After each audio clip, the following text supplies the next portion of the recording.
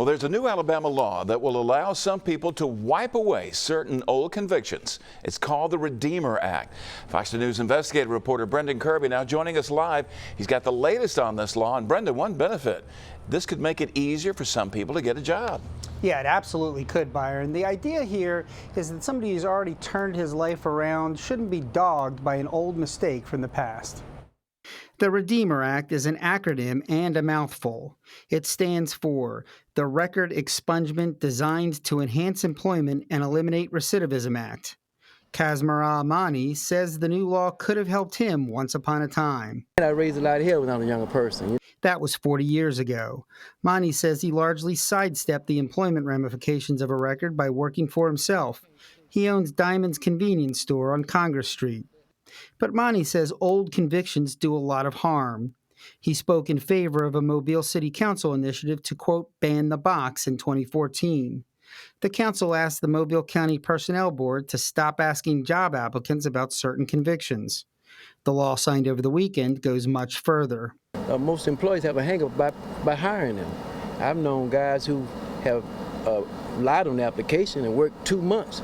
And when they found out they had lied on the application, they got rid of them, not because they weren't good workers, because of the application. The expungement isn't open to everyone. Violent felons and people convicted of sex offenses won't be able to apply. But people with misdemeanors and certain nonviolent felonies can get the record sealed. It's also open to people who have committed some more serious offenses and later won a pardon. Robert CLOPTON, president of the Mobile County chapter of the NAACP, says it will make the transition from incarceration easier. And people should not be held accountable to every mistake that they made in life for their entire life if it was a minor mistake. Alabama's previous expungement law, passed in 2014, was much narrower. It generally applied only to people with traffic misdemeanor or nonviolent felony charges that had been dismissed, or where the defendant had been found not guilty.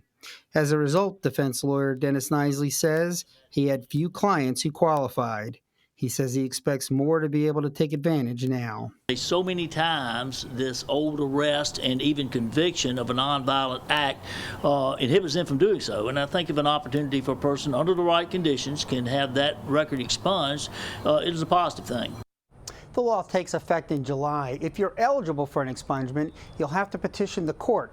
The judge will make the determination based on factors like the nature of the offense and how long ago it occurred. Reporting live, Brendan Kirby, Fox 10 News.